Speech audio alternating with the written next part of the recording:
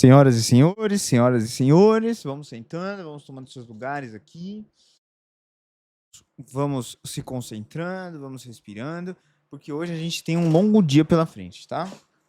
Bom, como a gente viu, dentro desse nosso primeiro dia de aula aqui, a gente está tendo a apresentação daquilo que é o início da filosofia. Até então, nós vimos o quê? Nós vimos alguns debates acadêmicos, alguns debates vãos até, sobre se a filosofia era uma tese de continuidade ou se a filosofia era uma tese de ruptura. Nós não tomamos nenhuma posição e o que nós vimos até agora foi uma expressão daquilo que é um debate filosófico já moderno. Mas a gente precisa voltar um pouquinho atrás e agora a gente precisa, na verdade, a gente não precisa voltar atrás, a gente precisa adelantar, a gente precisa ir para frente. E como é que a gente vai para frente? A gente anda. Então, nós podemos agora inaugurar aquilo que é a nossa disciplina de ontologia, certo?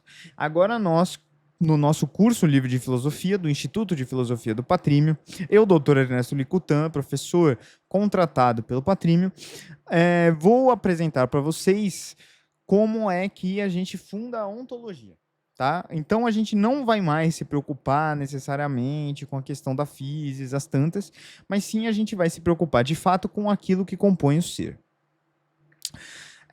Então a gente pode começar com aquilo que são chamados de os pré-socráticos, por uma definição histórica, no sentido de que Sócrates foi um marco na filosofia. A gente já viu que Sócrates, de certa maneira, causou na história da filosofia uma chamada virada antropológica, onde a filosofia parou de ser tão somente uma ciência da physis, uma ciência do cosmos, e passou também a ser uma ciência do homem, certo? Passou a ser também uma ciência que se preocupava com as questões fundamentais do ser e passou a ser uma ciência que se preocupava com as questões fundamentais da política, por exemplo.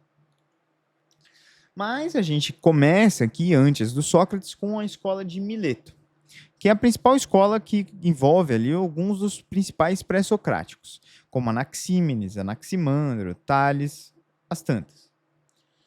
Então vamos lá. A escola de Mileto, ela foi responsável por descobrir que o ser existia, tá? Por mais que a filosofia dela vinculasse o ser à physis, ela formalizava aquilo que era a percepção múltipla a uma unidade chamada de razão. Então, vamos lá.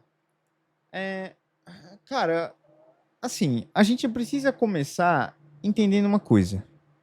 Que nós não estamos aqui para ficar dizendo que um cara ou outro cara gostava de uma poça de água ou tratava uma poça de água como se fosse o limiar da existência, certo?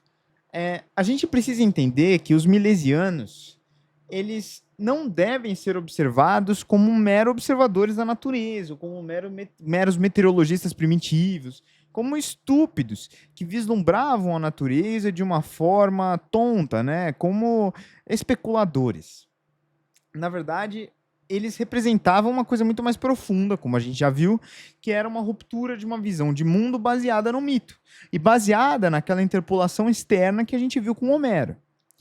Então, o que a gente tem que observar é que, assim, a natureza aqui ela não tem que ser vista como um mero catálogo de objetos, tá? A natureza ela tem que ser vista aqui como uma realidade primeira. Esses filósofos eles eram observadores da physis como uma realidade primeira, que era originária e fundamental de todas as coisas que envolviam a nossa existência. E aí, cara, o que acontece é o seguinte: a gente consegue observar que a physis, a natureza, ela é justamente o que permanece idêntico a si mesmo em toda a narrativa do pensamento. Ou seja, à medida que o pensamento vai evoluindo, a physis é aquela estrutura subjacente que vai se mantendo dentro da própria existência. Essa foi a tese, o conceito do Giovanni Reale. Mas por quê?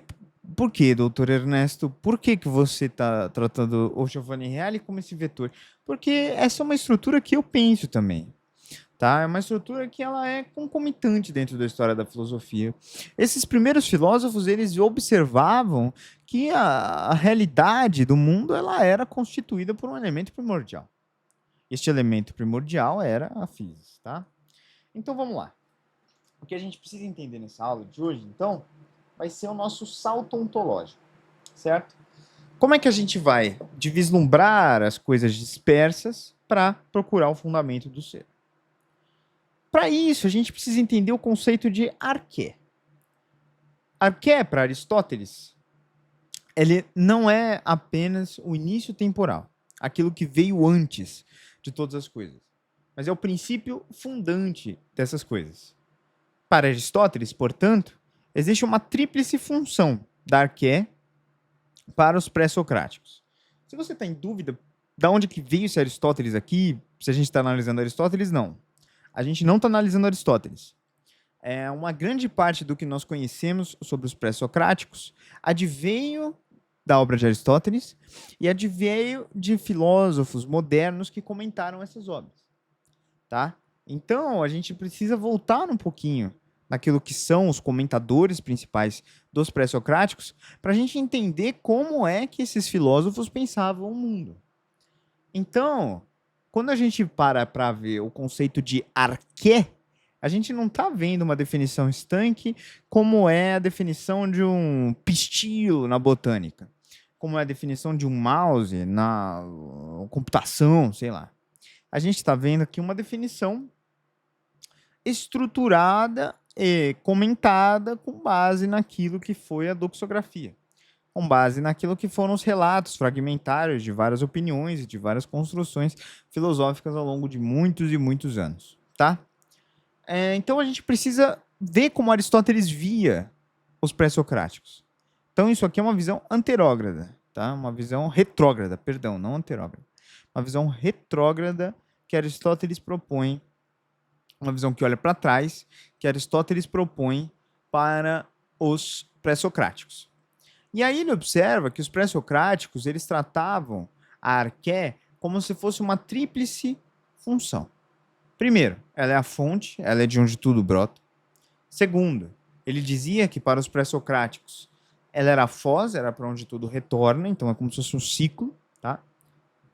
Na corrupção da coisa, na morte, né? O ciclo de movimento aristotélico era o tal do ciclo de geração e corrupção. A arqué é o fundamento da geração e é o fundamento da corrupção. E ela é o sustento, ou seja, a substância permanente que suporta a realidade do agora. Tá? E justamente por ter essa tripla função, que Aristóteles dizia que ela era divina, imortal e indestrutível.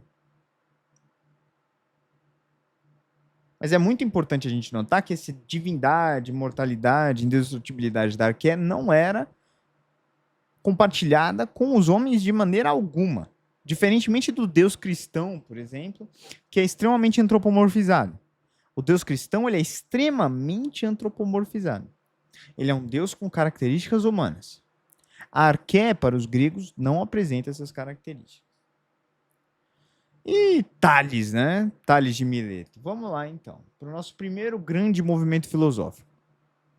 A grande tese filosófica de Tales era que o princípio era a água, né? Ou seja, essa arqué, que esse fundamento e tudo mais, era a água. Mas é importante notar que, assim, ele não tinha uma estrutura química de pensamento, né? Ele não pensava como um químico. Como Nietzsche, concordo, tá? Como Nietzsche pensava, é uma estrutura metafísica, tá? Então, assim, a grande intuição do Tales é que, na verdade, tudo era uno. Então, o que acontecia? Ele pegou, ele observou que tudo compartilhava ali de uma mesma natureza. Essa mesma natureza, de certa maneira, era a água, porque tudo tinha água, tudo tinha graus diferentes de hidratação. E aí, o que acontece? Ele observava que, se as coisas tinham graus diferentes de hidratação, as coisas tinham graus diferentes de uma coisa que era única. E esses graus diferentes de uma coisa que era única era essa plasticidade da vida, essa capacidade de transformação dela.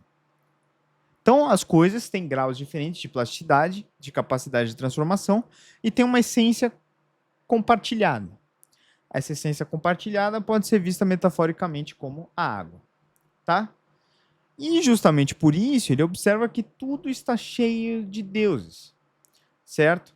Tudo se move justamente pelo fato de que tudo tem ali uma potência de vida, uma capacidade de estar vivo e divino por si só. Isso daqui é uma tese quase que espinosista, se a gente for usar um anacronismo, mas a gente pode tratar essa tese como ilozoísmo, certo? Ilos é vários, zoísmo é deuses, então vários deuses em várias partes, tá? Então, o que se observa é que a matéria aqui ela não é inerte. Ela é uma entidade permeada por uma força vital, tal como o ímã consegue mover o ferro. O ferro tem uma determinada força vital, tem uma determinada alma, um determinado movimento. Anaximandro, portanto, então, né, critica Tales. Anaximandro, ele observa que um elemento determinado, como a água, úmido, ele aniquilaria o seu oposto. Então, o princípio não pode ser uma das duas coisas determinadas, né? Como água e úmido, porque pode aniquilar o fogo e o oposto. Mas sim, a grande questão é que o princípio ele é ilimitado, ele é um indeterminado, ele é o nada, ele é o esquisito, ele é o indeterminado, certo? É uma coisa que não tem limites espaciais ou qualitativos e é uma coisa que abraça e governa todas as coisas. O nome disso é apeiron. Apeiron é o limite, é aquilo que é indeterminado, que é o infinito, que é o ilimitado, certo? Não é o limite, é o ilimitado, é o não limite. É aquilo que a gente não consegue apregoar sentido a ele, certo? E aí, quando a gente vai observar, a gente tem aqui como o Heidegger interpreta, né, o Anaximandro. De onde as coisas têm seu nascimento, ali devem ir ao fundo, pois pagam umas às outras o castigo e a expiação. Então, a interpretação heideggeriana do Anaximandro, né, dessa frase aqui do Anaximandro, é justamente o quê? A gente tem um surgir, que é quando a coisa sai do ocultamento, certo? Um Aufgehen. E aí, o que acontece é, a gente vai ter um princípio de destruição da coisa, um princípio de injustiça, certo? Quando, enfim, o indivíduo ele tenta se separar do todo, quando o indivíduo ele tenta, como posso dizer, se determinar, certo? Ele tenta ali se determinar como algo oposto ao todo. E aí o que acontece é o seguinte, ele tem um processo de expiação dessa injustiça, que é quando a morte acontece. Então o indivíduo ele vai lá, ele tem um princípio que ele tenta se separar do infinito, onde ele tenta se limitar, e nesse processo em que ele se limita, ele vai estar se separando daquilo que é a natureza fundamental dele. E se separando da natureza fundamental dele, ele está entrando em dívida contra o infinito. Só que essa dívida ela é justificada, essa dívida ela é paga. Como é que essa dívida é justificada? Como é que essa dívida é paga? Com a morte. Por causa disso, o Heidegger ele observa que o Anaximandro é um dos primeiros filósofos que conseguem ver a natureza do ser, que consegue pensar sobre si mesmo.